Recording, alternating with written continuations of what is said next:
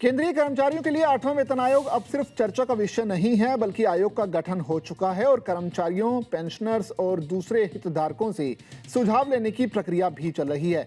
इसी बीच महंगाई भत्ते यानी कि डीए की गणना के आधार वर्ष को लेकर भी अब सवाल उठ रहे हैं।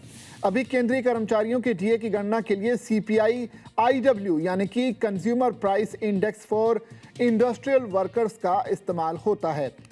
इसकी मौजूदा श्रृंखला का आधार वर्ष 2016 है, यानी कि लेबर ब्यूरो के मुताबिक सीपीआई आईडब्ल्यू की यही श्रृंखला सितंबर 2020 से प्रभावी है और इसका इस्तेमाल केवल वेतन और महंगाई भत्ते के निर्धारण में किया जाता है। ऐसे में सवाल यह है कि क्या 8वें वेतन आयोग के साथ इस व्यवस्था में भी कोई बदलाव होने जा रहा है? क्या आधार वर्ष बदला जा सकता है और क्या अगर ऐसा हुआ तो कर्मचारियों के डीए पर इसका असर पड़ेगा? दरअसल सीपीआई आईडब्ल्यू में बेस ईयर वो साल होता है जिसे आधार मानकर बाद के वर्षों में कीमतों में बदलाव को मापा जाता है।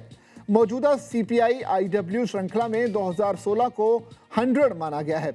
इसके बाद इंडेक्स में होने वाली बढ़ोतरी उस आधार वर्ष के मुकाबले कीमतों में बदलाव को दिखाती है। लेबर ब्यूरो के मुताबिक सीपीआई आईडब्ल्यू की श्रृंखला समय समय पर बदली गई है। 2016 से पहले 2001, 1982, 1960 आदि अलग अलग आधार वर्षों वाली श्रृंखलाएं रही हैं। यानी आधार वर्ष बदलता कोई नई व्यवस्था नहीं है, बल्कि अभी ऐसी कोई भी आधिकारिक फैसला नहीं हुआ है। 2026 में सरकार ने सीपीआई समेत कई प्रमुख आर्थिक सूचकांकों के आधार वर्ष की समीक्षा और संशोधन की प्रक्रिया शुरू की थी।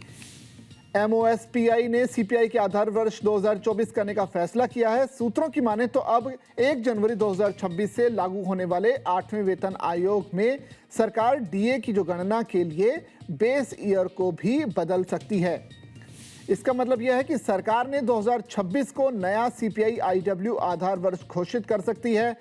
यही पे सवाल यह भी है कि 8वें वेतन आयोग का काम सिर्फ बेसिक पे बढ़ाना नहीं है, बल्कि आयोग को वेतन, भत्तों, पेंशन और दूसरी सेवा शर्तों की समीक्षा करना भी है।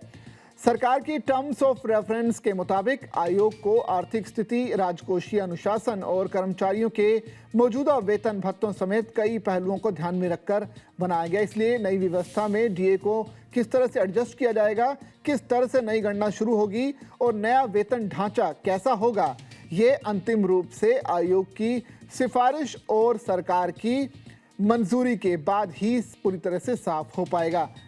ऐसे में क्या डीए फिर से जीरो से शुरू हो सकता है, ये भी सवाल है। जवाब है हाँ। नई वेतन संरचना लागू होने पर डीए का नया चक्र शून्य से शुरू किया जा सकता है, लेकिन सरकार ने अभी ये तय नहीं किया है कि डीए को शून्य किया जाएगा या नहीं।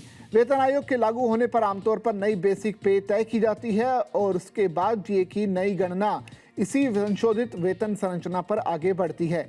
इसलिए कर्मचारियों के लिए असली सवाल ये है कि नई बेसिक पे तय करने के समय मौजूदा डीए का कितना और किस तरीके से इसे शामिल किया जाता है।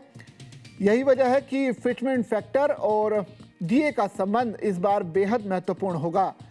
8 पे कमीशन में डीए की गणना बदल सकती है, इसलिए सीपीआई आईडब्ल्यू का जो 2016 का जो बेस ईयर है वो डीए रीसेट, फिटमेंट फैक्टर और नई सैलरी पर इसका संभावित असर बिल्कुल हमारे सामने आ सकता है।